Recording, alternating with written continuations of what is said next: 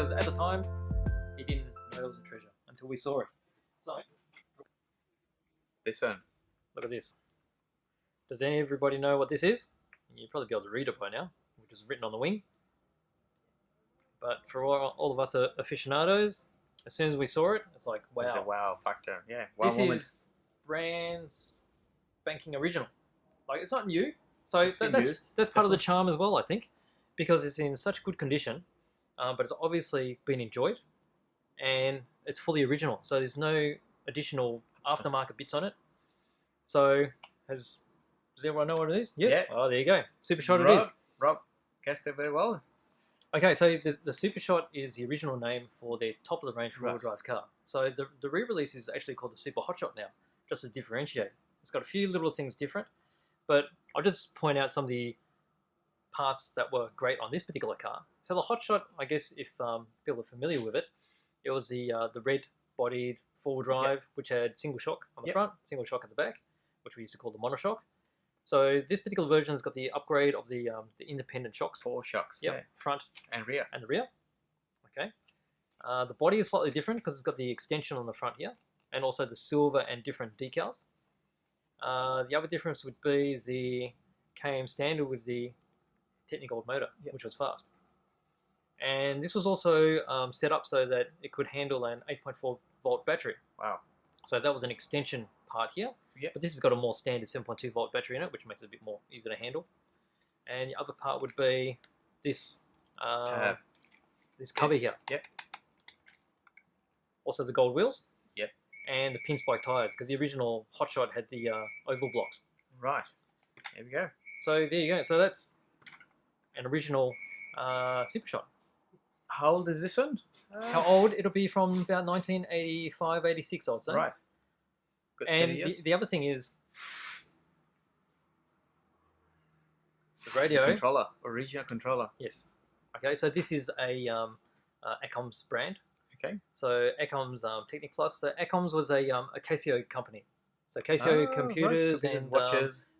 calculators. So they made these the Technic Plus radios, and these were quite often bundled together as a full package. Cars, yeah. That's right. So that's all included. So look at that little crystal over here. Yep. On channel 28. Okay, so 28 is a 29 meg crystal number, which means this is an official Australian release. Yeah, because Australia was one of the only countries that used 29 meg. And then look at that. Plug in the wall. Slow charger. Ooh, that'll be a nick. So that's all complete. So someone is suggesting, Rob is suggesting 86. 86, yeah, you could be right there. Sounds about right. And the other interesting thing too is the battery brings back some memory. So this is not actually a Tamiya battery. Okay. Because back in the day, Tamiya batteries weren't always available. Right. So this one is actually made by Plessey. So I'm sure there's still a few of these around, but Plessey was one of the aftermarket batteries, which is quite common. And look at that, it's got a date on it. 86 indeed. Yep, November 1986. Well done, Rob. So, excellent. So there, that's a bit of a bonus. I mean, that's amazing. It's all working. I mean, it's got the fiberglass rear shock tower as well. Yes. And it's got the two resistors at the back. So the other upgrade on the Super Shot was they beefed up the mechanical speaker controller a bit, and it used square type resistors. So the resistors here were used to control the speed. So basically, the speed controller is a 3-speed. Yep. So first went through both resistors, so it was 1/3 speed. And then second speed went through one resistor. Yep. And then full speed was just full bore battery straight to the motor. Wow.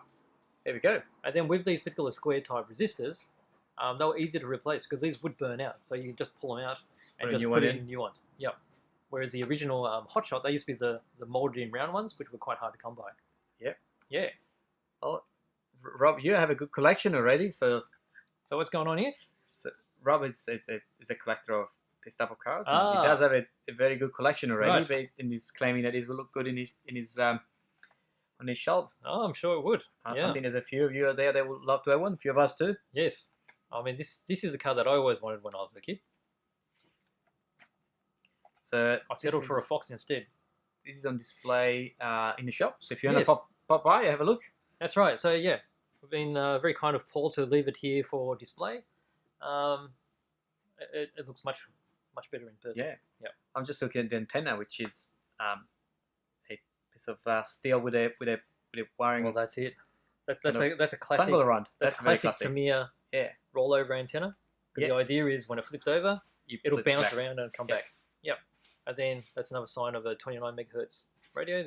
Your long antenna. There we go. It's so nostalgic. It's great. Love it. Fantastic. There you go. And such a great car. That's good stuff. Okay. Fantastic. All right. So.